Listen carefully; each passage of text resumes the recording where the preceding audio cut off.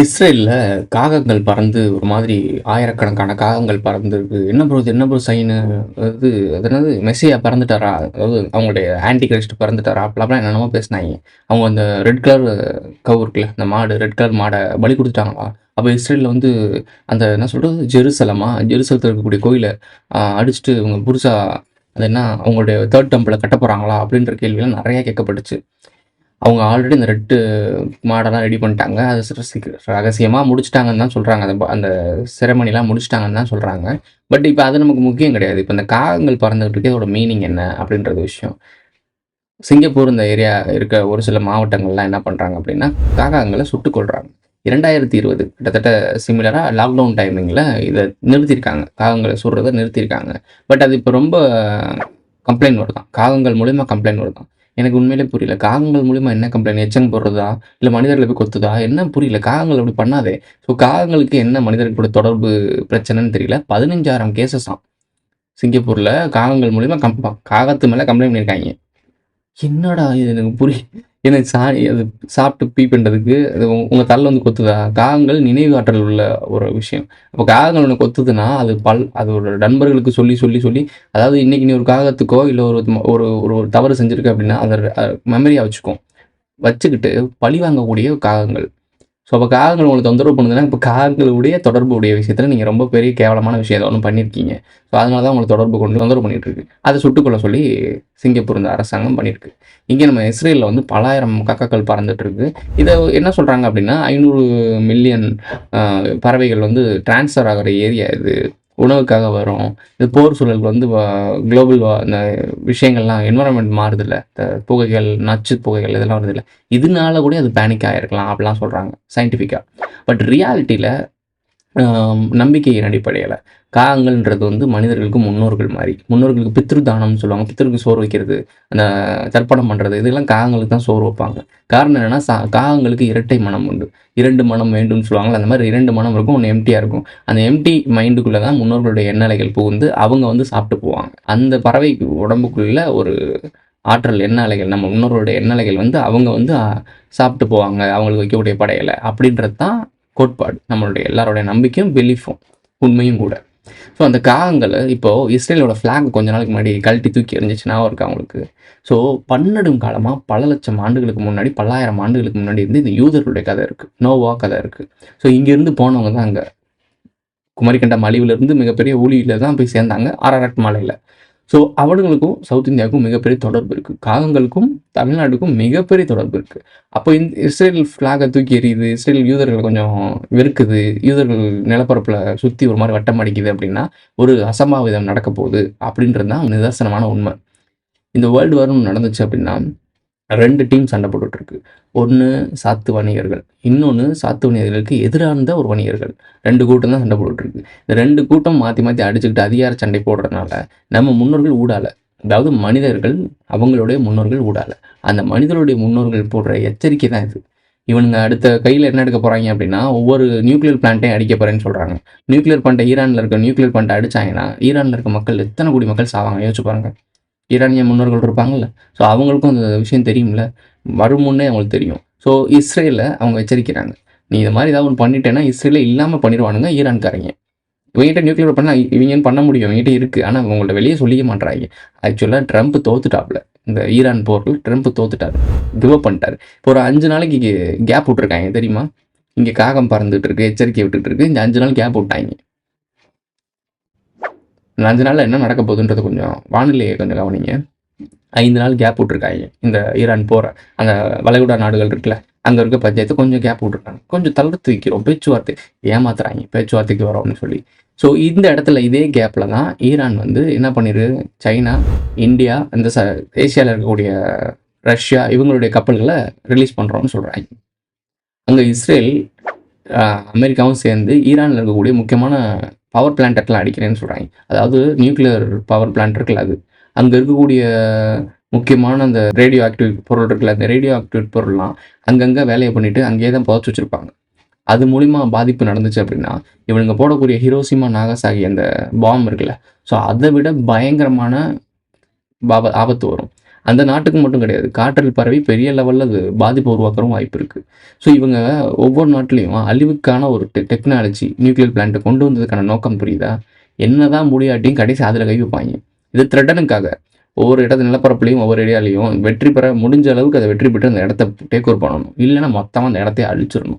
இவங்க ஒரு கோமுட்டியான ஒரு முட்டாள்தனமான ஒரு ஆட்கள். இவங்க எங்கிட்டாவது போயிட்டு சுவிட்சர்லாந்து இந்த மாரி ஏதாவது செல்வம் செழிக்கும் எந்த பிரச்சனையும் இல்லாத ஒரு ஊர்ல போய் இவங்க நிம்மதியா உட்காந்துக்குவாய்ங்க. ஏன்னா இவங்களோட பாப்புலேஷன் ரொம்ப ரொம்ப ரொம்ப ரொம்ப கம்மி.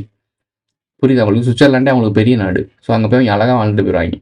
நாம தான் பல நாடுகளிலும் பல கோடி மக்களா வாழ்ந்துட்டு இருக்கோம். நாம அவனுங்களுக்கு வெறும் பப்பட்ஸ் என்ன சொல்றது? ஒரு பொம்மை கைப்பாவைகள் தான். நம்ம பெரிய தலைவர்கள்லாம் இருக்காங்கல்ல, அவங்கலாம் வெறும் கைப்பாவைகள். அவங்களே கைப்பாவைகளா மக்கள் அப்ப வெறும் ஆட்டு மந்தைகள். இந்த ஆட்டு மந்தையில தேவைக்கு ஏத்த மாரி பலி குடுத்துட்டு போயிட்டே இருப்பாய்ங்க. ஸோ இதெல்லாம் நீங்க புரிஞ்சுகிட்டு நடந்துக்கல அப்படின்னா, இது முன்னோர்களின் எச்சரிக்கை. நான் தெளிவாவே சொல்றேன். இந்த காகங்கள் வந்து இஸ்ரேல்ல பறக்கிறது முன்னோர்களின் எச்சரிக்கை. இத இவங்க எச்சரிக்கைய பெருசா கன்சல்ட் பண்ணல. நாங்க ஜெயிச்சுருவோம், நாங்க பிடுங்கிருவோம், நக்கிருவோம்னா ஏன்னா, நிச்சயமான அதுக்கான விளைவுகள மிகப்பெரிய விளைவுகள பூமியே சந்திக்கும். இப்ப அவங்க மட்டும் சந்திக்க மாட்டாய்ங்க. அதனால நாமளும் சந்திப்போம். நாமளும் இங்க தானே இருக்கோம். இந்த லூசு பயலுக என்கிட்ட எவனாவது ஒருத்தன் ஏதாவது நாட்டு மேல நியூக்ளியர் வெப்பன தூக்கி போட்டான்னா, வேர்ல்டு வார் ஸ்டார்ட் ஆயிரும். ஒண்ணுமே பண்ண முடியாது. ஸ்டார்ட் ஆயிரும். அப்படி ஸ்டார்ட் ஆயி இப்ப கூட ரீசென்ட்டா ஏதோ ஒரு வெப்பன் வந்து எங்கேயோ இருந்து எங்கேயோ ட்ரான்ஸ்ஃபர் ஆயிருக்கு. அது நாங்க பண்ணவே இல்லன்ட்டாய்ங்க. இப்ப இவங்க இப்பயே வந்து பொய் சொல்றாய்ங்களே, ஹவுஸ் ஆஃப் த டைனமைட்ன்னு ஒரு படம் ஆல்ரெடி எடுத்துட்டானுங்க. அமெரிக்கா மேல ஏதோ ஒரு நியூக்ளியர் வெப்பன் மிசைல் வந்துருச்சு. அந்த மிசைல் வந்தா அது ஒரு ஒரு ஒரு சிட்டியவே காலி ஆயிரும். அது எங்கிருந்து வந்துச்சுன்னு கடைசி வரைக்கும் எல்லாம் டிடெக்ட் பண்ண முடியல. அந்த ஹவுஸ் ஆஃப் த டைனமைட் படத்த பாருங்க. இது சும்மா இல்ல. அவங்க ஏற்கனவே ஃபியூச்சர் பிளான் வச்சிருக்கானுங்க. முடிஞ்ச அளவுக்கு எவனையாவது ஒருத்தன புல் பண்ணி அந்த போரை ஆரம்பிக்க பார்க்குறானுங்க. அப்படி ஆரம்பிக்கலாம் இவங்களே எங்கிட்ட தூக்கி போட்டு யார் மேலே போட்டேன்னு தெரியாம குழப்பத்தில் யார் யாரோ யார் மேலே போட ஆரம்பிச்சிருவாங்க. ஒரு பேனிக் அட்டாக்னு சொல்லுவாங்கல்ல. அமெரிக்கா அந்த ஹவுஸ் ஆஃப் த டைனமண்ட் படத்தை பாருங்க, உங்களுக்கு தெளிவாக சொல்லியிருப்பானுங்க. இந்த மாதிரி இப்போ அமெரிக்கா மேலே திடீர்னு ஒரு தாக்குதல் நடக்குது. அமெரிக்கா ஆல்ரெடி அழிய போகுது. நான் அழிய போகிறோம் அப்படின்றப்போ வீரமாக சாகணும்னு நினைப்பாங்க. இல்லை அசிங்கப்பட்டு அவமானப்பட்டு சாகணும். காலங்காலமாக கிட்டத்தட்ட 250 ஆண்டுகளா உலகத்தை டாப் லெவலில் நான் தாண்டா அப்படின்னு ஆண்டுட்டு இருக்கவன் திடீர்னு விழுகுறான் அப்படின்னா அது அசிங்கம் தானே. அது அப்படி விழக்கூடாது. மிகப்பெரிய போர்னால தான் நாங்கள் அழிஞ்சோம்னு சொல்லிட்டு சாக போகிற நாய், அந்த நாய் சாக போகிறப்பையும் வீரமாக சாகணும்னு நினைக்கும். அப்போ அது சும்மா இருக்குமா? அது அது மேலேயே தான் எவனோ ஒருத்தன் போட்டதா வந்துருச்சுன்னு வச்சுக்கோங்க. இந்த ஹவுஸ் ஆஃப் த டைனமைட் மூவியும் அதான் கதை.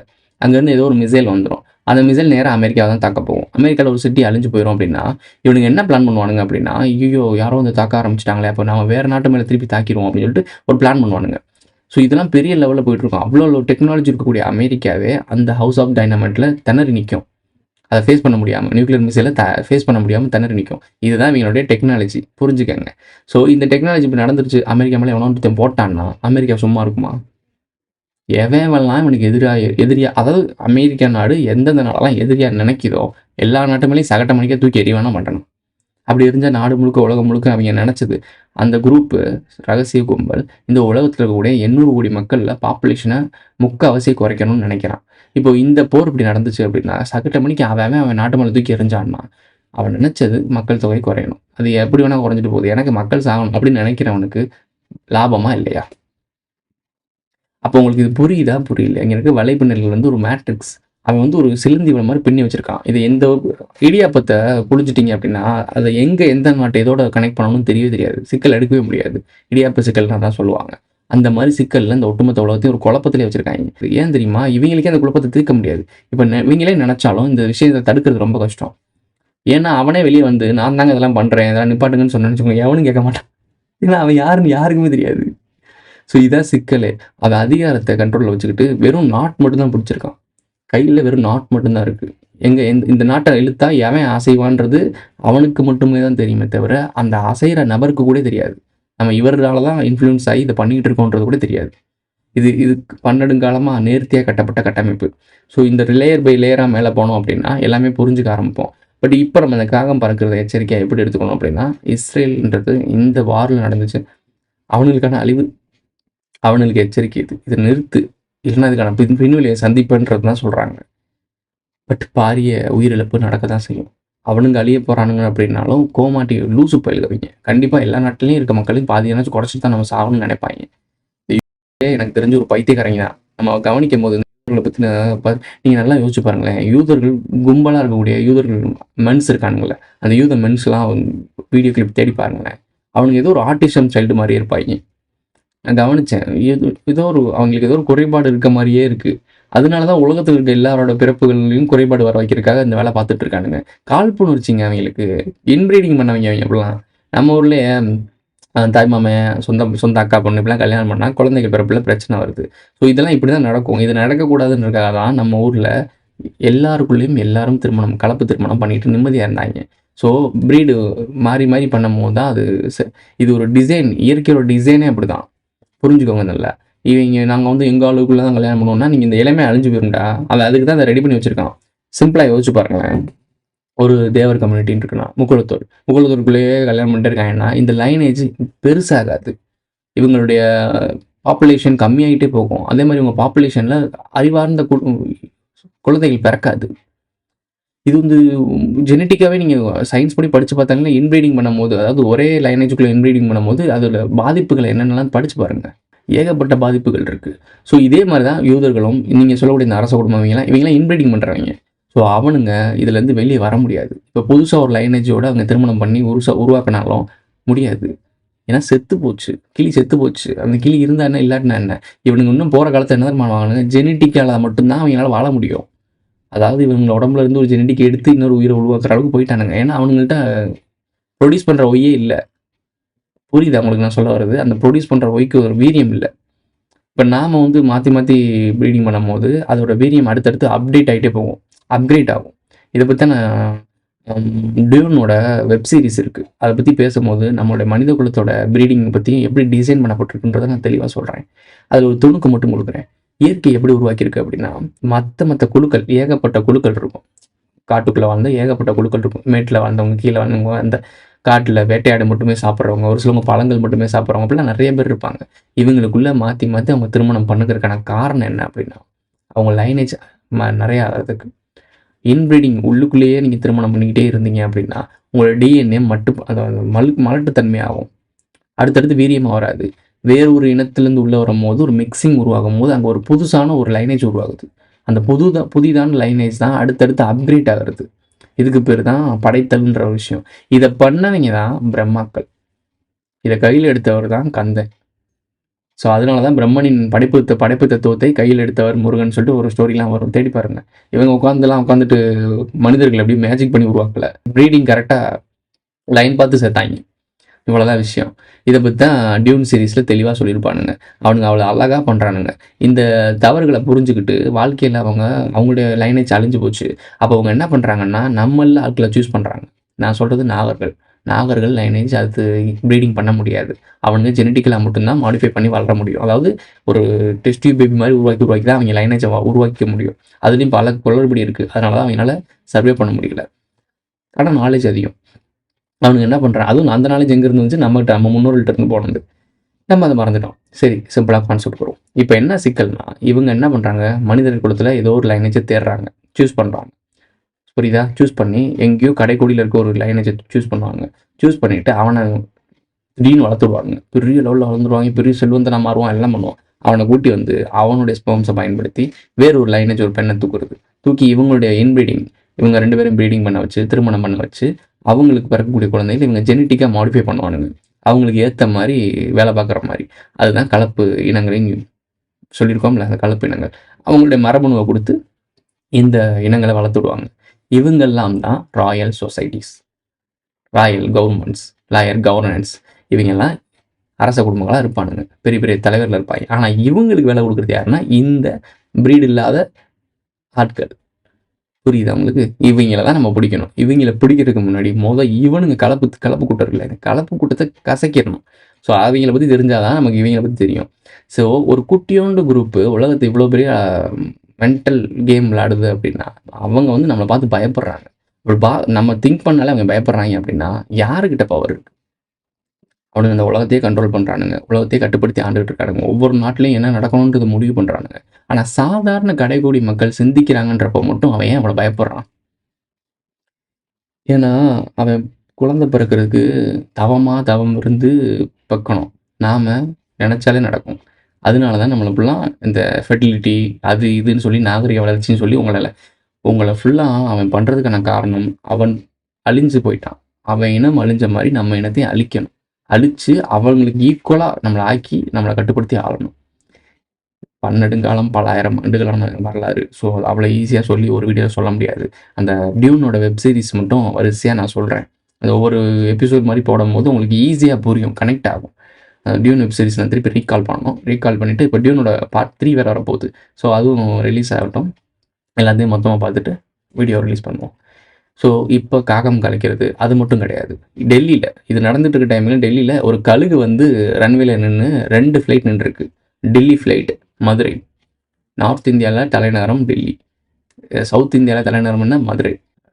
குமரி கண்டத்தோட தலைநகரம் தானே. ஸோ அந்த மாதிரி மதுரைக்கு வரவோட ஃப்ளைட்டும் அங்கே நின்றுருந்துருக்கு கழுகு தொந்தரவுனால. இது ஒரு மெசேஜ், சேம் மெசேஜ் இந்த பறவைகள் மூலியமான ஒரு சமிக்கைகள் மாதிரி. காகங்கள் என்றைக்குமே நமக்கான சமிக்கை கொடுக்கும், அதை நீங்கள் கவனிக்கணும். இதே மாதிரி நாய்களும், அதனால தான் நாய்களை கை வச்சாங்க. திருநாய்கள் நிறைய கடிச்சின்னு நியூஸ் கொஞ்ச நாள் முன்னாடி பார்த்தீங்கல்ல. இப்போ கம்மியாக இருக்கும், பட் இருந்தாலும் அந்த திருநாய் கடிக்குதுன்னு சொல்லி சொன்னாங்க. வாலாட்டின்னு ஒரு படம் இருக்குது, அதை பற்றி நம்ம பேசியிருக்கோம். டிஸ்கிரிப்ஷனில் லிங்க் கொடுக்குறேன், அந்த படத்தை பாருங்கள். ஏன் நாய் கடிச்சிச்சு, எதுக்காக அந்த நியூஸ் பரவச்சுன்னு தெரியும். எதிர்காலத்தில் அந்த நாய்களும் நம்மளை காப்பாற்றும். நாய்களும் பறவைகளும், அதாவது குறிப்பாக காகங்களும் மனிதர்களுடைய தொடர்புடையவை. முன்னோர்களுடைய எண்ணலைகள் அது மூலமாக நம்மகிட்ட தொடர்பு கொள்ள ட்ரை பண்ணும், நமக்கு எச்சரிக்கை கொடுக்கும். அதனால முடிச்சு விட்டாங்க. Who is this guy?